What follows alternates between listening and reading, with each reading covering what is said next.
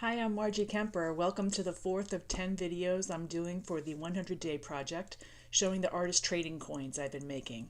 Today I've got days 31 through 40 to share with you.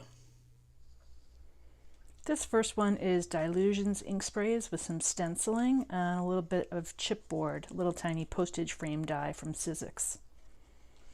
This one is Distress Oxide spray stains and a little paper circle and a paper punched heart with some texture paste coming up through a stencil.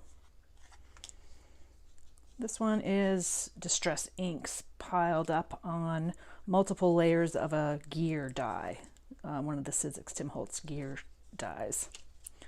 This one is Distress inks with just a little bit of embossing powder on the, I guess this is like an earth goddess image. This one is more Distress inks with a little bit of embossing. Never too late to find out who you want to be. Here's one that's on a jelly plate print. So again, an interesting background that you can't really control. And then this is a thin lit Sizzix die and some little chit chat stickers.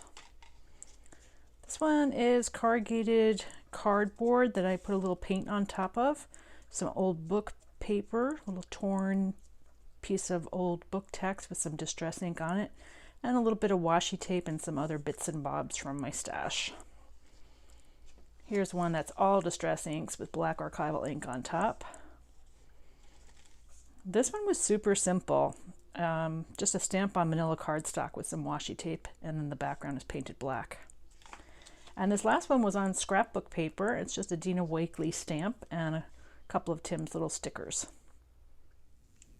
Thanks for watching. If you enjoyed this, please give the video a thumbs up and go ahead and subscribe so you get a notification when the next one comes out. And if you'd like to follow along in real time, check me out on Instagram at Marjie Kemper. Thanks and have a great day.